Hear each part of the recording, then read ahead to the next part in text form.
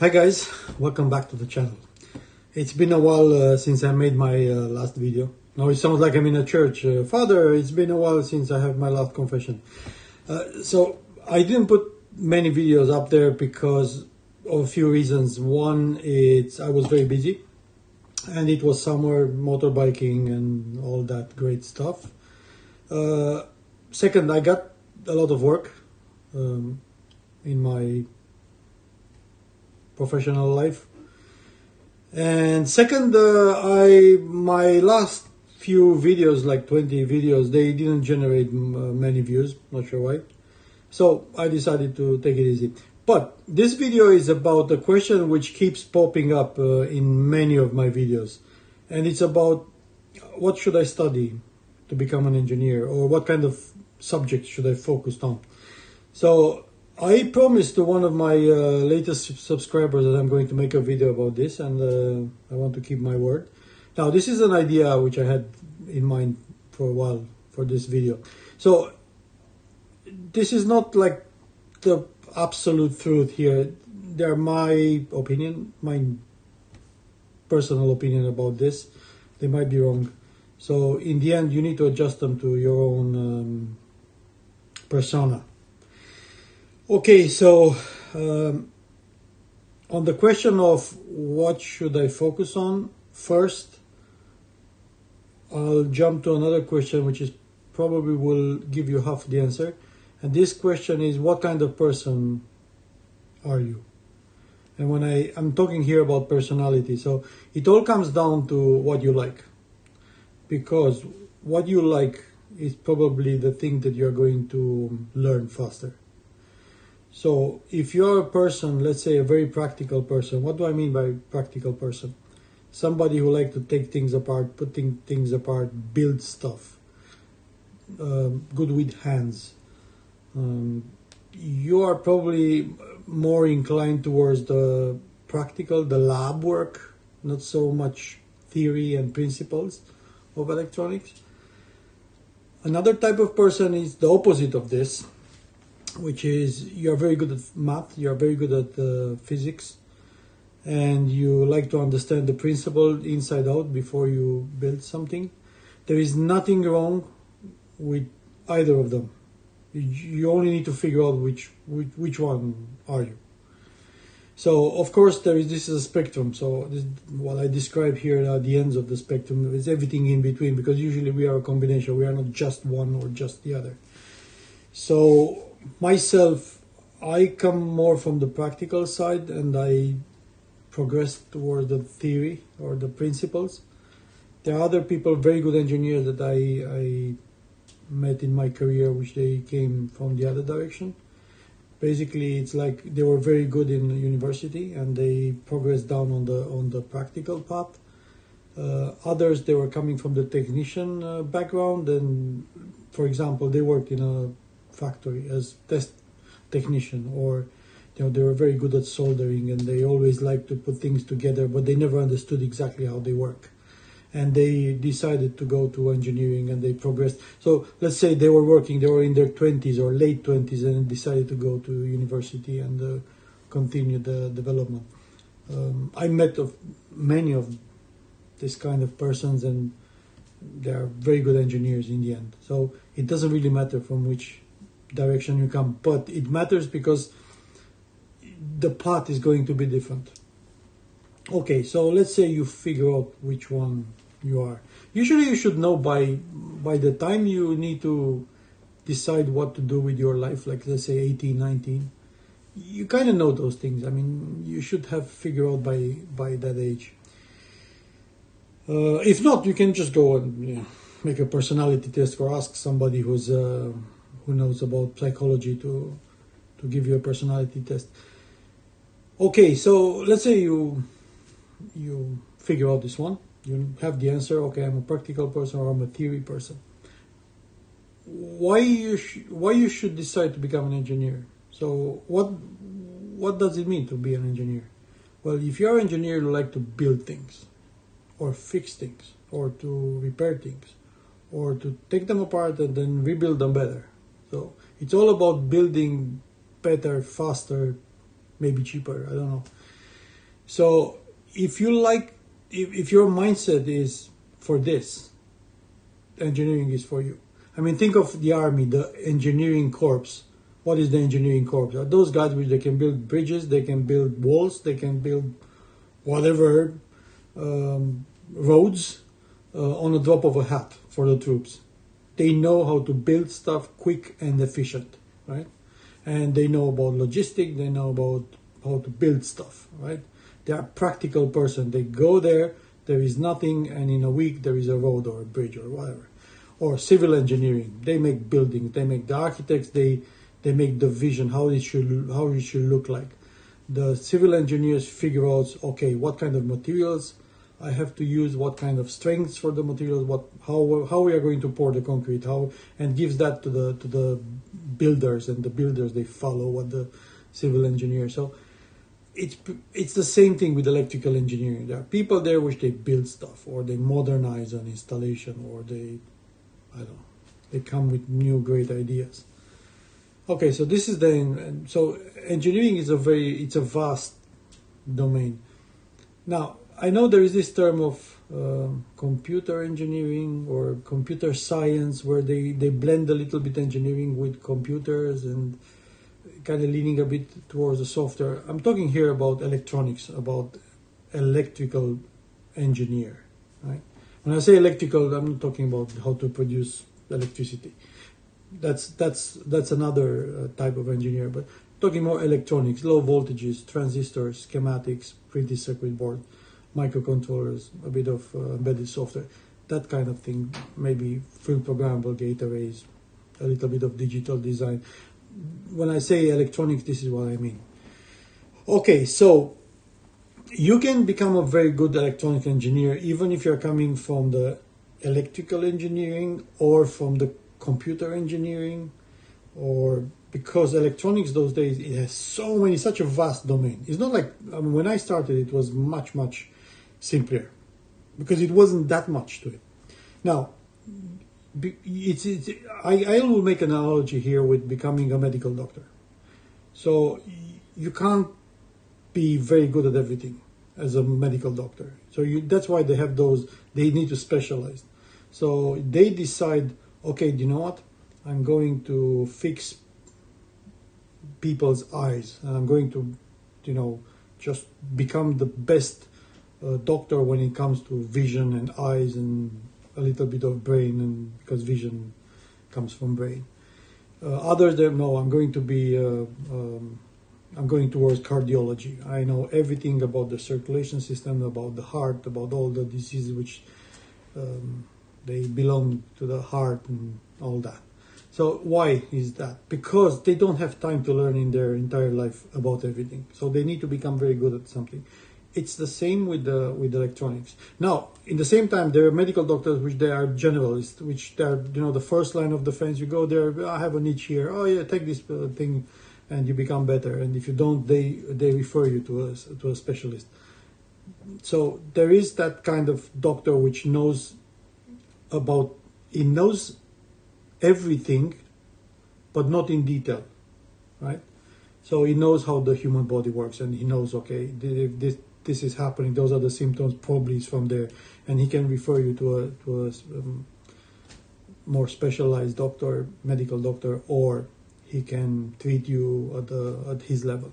Anyway, so it's the same thing with electronics. You can't be good at everything. Why? Because you don't have time. You don't have time. Your budget of time is your lifespan. And even from the lifespan, it's actually, you start late. You start in your teens, right?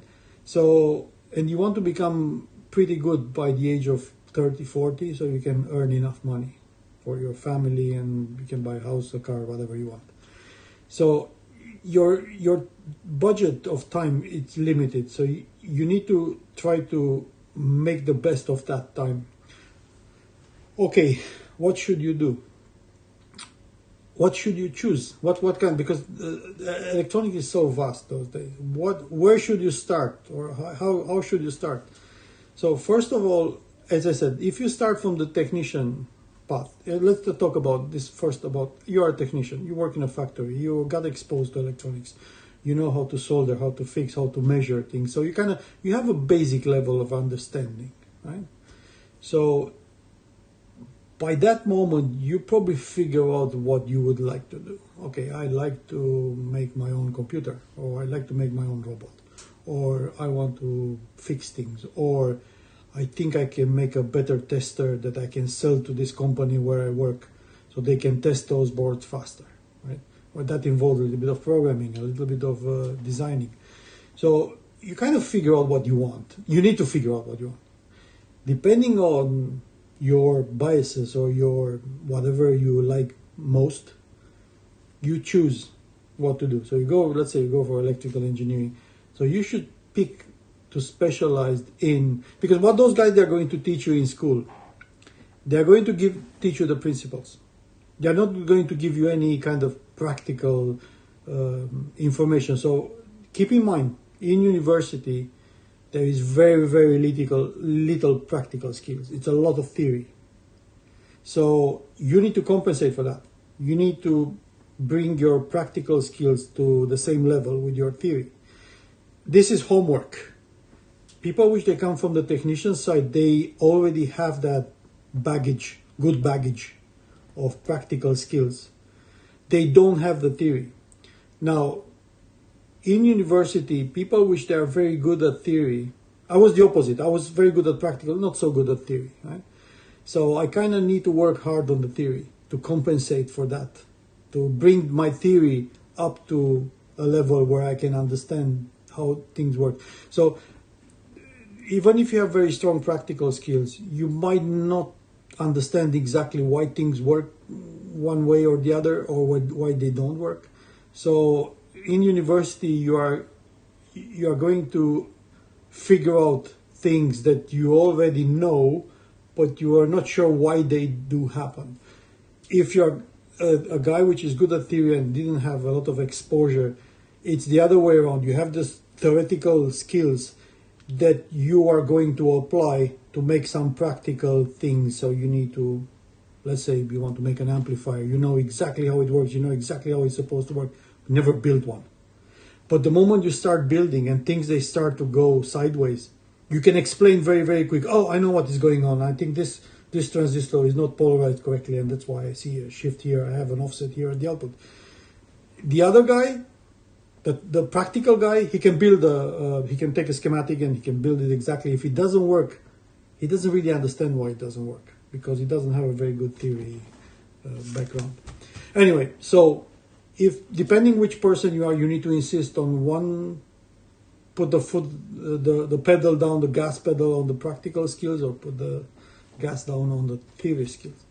Anyway, so you finish university, the people which they have no practical skills, it's a little bit harder for them to find a job, because usually companies are after people which they can bring profit, immediate profit to the company. In some cases, the guy who was a technician on a factory floor, he might become an engineer exactly in the same company the moment he graduated. So he might have a very, very quick switch directly from technician to engineering, because people they know already, they trust him, so on. So he doesn't even need to search for a job. People which they finished, let's say, a very good guy at math and physics, it's a bit harder to find his first job. But regardless, it's difficult for everybody those days.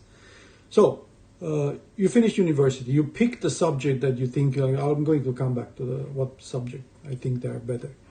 You pick the subject, you become an engineer in whatever specialty you choose. What's the next step? Well, the next step is find a job or start your own business. You only have two choices, right? So it's very, very difficult to start your own business as a graduate, because you don't know where to start. What you can do is actually find a job. Now, unless let's say you can't find a job and you can't just sit on your butt, right? You can start your own business and just take a chance. But I think the best way to start is actually find a job related to your field of interest. Why? Because you will get exposure to things. What companies, what do they want, what they are after. You will start building things. You will make mistakes. You will learn very, very quick. Now, if you are clever, this is something I did and it worked very well for me. You always have a project on the side, your personal project. You build something, I don't know, a robot, whatever, Arduino, whatever you think that you like. Always have something on the side. Why? Because you will learn much faster. You can experiment, you can do whatever you want. You will have some money from the job, and you can finance this path or this hobby. Now, don't be afraid to have a hobby in the same area with your main job. It's actually faster. They will feed each other. They will act like an accelerator of the whole thing. Now, don't try to find a job, even if it doesn't seem like a perfect job. Try to find a job where you learn things, where there are people where you can learn from. Don't go, avoid the job where it's repetitive work, or it's always good to stay near somebody. Look over somebody's shoulder, which he knows what he's doing. It's if you can find a workplace where you can have a mentor, older mentor, that's perfect. Okay. In the same time, avoid learning internal tools and become an expert in some odd tools which they apply only to that specific job, because they will have no value if you leave that company. Try to learn as fast as you can, as much as you can. Now, let's say you want to make your own shop. If you're very good and you're very confident, you may try to make your own shop. When I say shop, I mean you build stuff, you design for somebody. Don't try to become a consultant the moment you finish or you graduate. You're not going to be. People, they don't work with young consultants without proof, without track record. So you need to be good at what you do to become a consultant and to make decent money. It doesn't matter what you put on LinkedIn. Usually people, they put, I'm an expert in whatever, and they list a few things on LinkedIn. Everybody knows that you can't learn electronics when you're 24. You can't be an expert when you're 24. Yeah, you might become very, very good on a very narrow subject, but you can't be an expert. You can't build a product from 0 to 100% when you're 24. I've never seen anyone.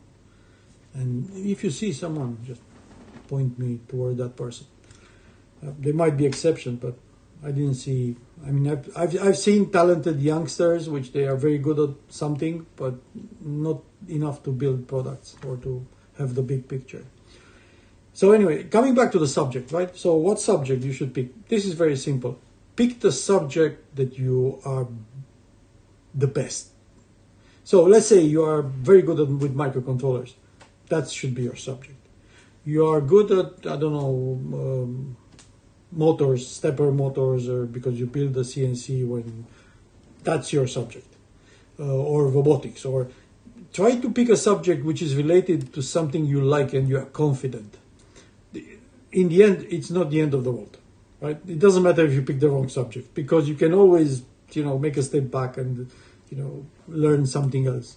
It's not such an important decision as you think. You might end up working on a totally different thing in 5 years. It doesn't matter what you picked in your main subject in the university. But I think the best thing to choose is what you are best at, right? If you are very good at digital design, you like computers, that should be your main focus. Okay, I'm not sure if this is because I was a bit chaotic in everything I said here. I'm not sure if this was useful. When it comes to jobs, people, youngsters, they look, look, this is a very well job. Look how many jobs are in this field. Because there are many job offers in one field, it means they are trendy. What is now trendy, maybe in 5 years' time, is not going to be trendy. Don't focus on the trends. Focus on what you can learn fast. Because the electronic doesn't go away. People, they are not going to stop making, electric vehicles, wash machines, satellites, computers and phones and whatever other electronics, consumer electronics. Probably they are going to make less because, economy is shrinking, but it's like electronics is not going to go away. It's not like the steam engine or, I don't know, horse cart. No, electronics is going to be here for hundreds of years from now on.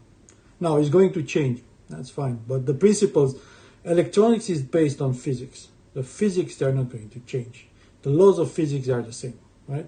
And I'm not talking here about quantum physics. I'm talking about, physics, simple physics, which they are about electronics, and electronics is about physics. Okay, so let me know in the comments if you think this is useful or it was just blah, blah, blah. And I hope to see you on the next one. I'm one subscriber short from having 2,000 subscribers. If you want to be the 2,000 subscribers, now is the moment. See you.